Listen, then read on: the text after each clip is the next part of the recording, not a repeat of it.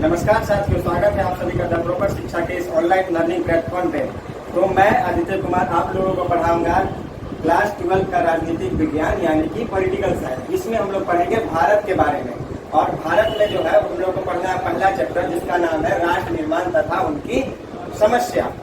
तो इसमें हम लोग जानेंगे कि भारत जब आजाद हुआ था तो भारत में किस तरह की समस्याएं थी और क्या क्या दिक्कतें आ रही थी। तो इसमें जैसा कि आप लोग जानते ही होंगे कि भारत की आज़ादी कैसे हुई थी। तो भारत की आज़ादी लगभग आज से 200 वर्ष पहले अंग्रेजों की गुलामी के बाद हुई थी, जो कि 14-15 अगस्त की 1947 की मध्य रात्रि यानी कि जो मध्य रात्रि होता है यानी 12 बजे का समय, उस समय भारत आजाद हुआ था। आजादी की लड़ाई के समय दो बातों पर सबकी सहमति यानी कि उस समय जो नेता हुआ करते थे, जो कि कांग्रेस पार्टी या दूसरे पार्टियों से हुआ करते थे, उन पर दो बातों की सहमति बनी थी। पहला बात था कि जो हमारा देश आजादी के बाद का होगा, यानी कि जब देश आजाद हो जाएगा उस समय शासन व्यवस्था कैसी होनी चाहिए, लोकतांत्रिक होनी चाहिए। मतलब कि लोकतांत्रिक का अर्थ कि हर व्यक्ति को वोट देने का अधिकार हो और जो शासन व्यवस्था चले वो भारत की जनता के मत अनुसार चले।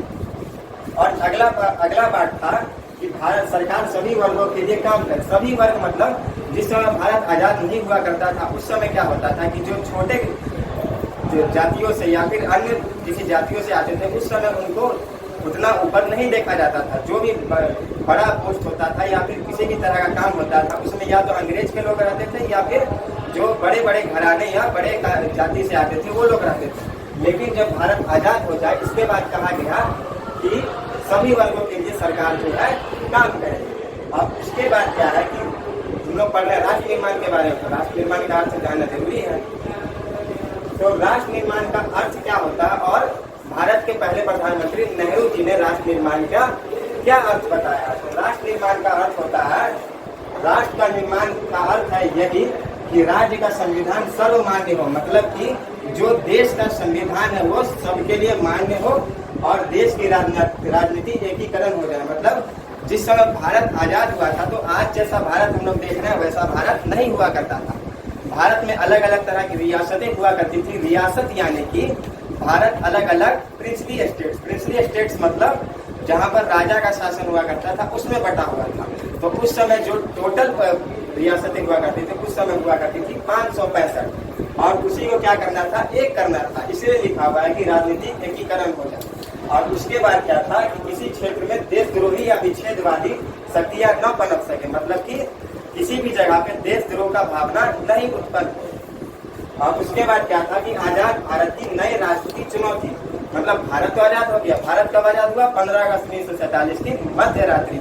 लेकिन भारत को जब अंग्रेजों ने आजाद किया तो भारत को वैसे ही छोड़ दिया गया और भारत के सामने, नए भारत के सामने बहुत सारा चुनौती आया। तो पहला चुनौती था, सबसे बड़ा चुनौती था भारत के सामने कि एकता एवं अखंडता की चुनौती। मतलब जो इतना बड़ा भारत है उसमें अनेक तरह के लोग रहते हैं, अलग अलग धर्म के लोग रहते हैं, जाति के लोग रहते हैं और जो 565 रियासतें थे उनको एक कैसे किया जाए, सबसे बड़ी चुनौती यही थी। और उसके बाद क्या थी, दूसरी समस्या थी लोकतंत्र की स्थापना। यानी कि जो पहले आजाद भारत के पहले का भारत हुआ करता था उसमें क्या था कि ज्यादातर जगह पे राजतंत्र हुआ करता था, मतलब राजा का शासन। लेकिन नए भारत में क्या करना था, लोकतंत्र की स्थापना करनी थी। और तीसरी चुनौती थी कि समानता पर आधारित विकास। मतलब जिस तरह का भी विकास हमारे देश में हो वो कैसा होना चाहिए, सभी के लिए समान होना चाहिए। मतलब एक तरह का होना चाहिए। ऐसा नहीं होना चाहिए कि हम लोग जो है छोटे वर्ग के लिए कोई भी विकास नहीं करें और बड़े वर्ग के लिए बहुत ज्यादा विकास कर रहे हैं, ऐसा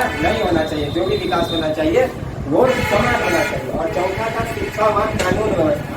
मतलब कि जो भारत देश का जो शिक्षा व्यवस्था रहेगा और कानून व्यवस्था रहेगा वो सभी के नजर में बराबर होगा। जैसा कि आज है कि शिक्षा का अधिकार सभी लोगों को, चाहे वो गरीब वर्ग से हो या अमीर वर्ग से है। तो ऐसा पहले नहीं हुआ करता था। ज्यादातर स्कूल वही बच्चे जाया करते थे जिनके बड़े अधिकारी लोग के परिवार से जो हुआ करते थे या फिर जो अंग्रेज के लोग हुआ करते थे। लेकिन आजाद भारत में ऐसा नहीं था। जो भी शिक्षा व्यवस्था चाहिए था और कानून व्यवस्था चाहिए था वो सभी के लिए समान होना चाहिए। उसके बाद विदेश नीति का मतलब जब भारत आजाद हो गया तो उस समय वो जो दूसरे देश थे उनके साथ अपना कैसा रिश्ता रखेगा और आगे क्या करेगा, इस पर जोर दिया जाए। इसके बाद हम लोग मिलते हैं अगले पार्ट में, जो कि जल्द ही आएगा। अगर आप हमारे चैनल पर नए हैं तो इस चैनल को सब्सक्राइब करिए, लाइक करिए और शेयर करिए। और अगर ये जानकारी आप लोगों को अच्छी लगी हो तो कमेंट करके बताएं हमें कि कैसा लगा। जय हिंद।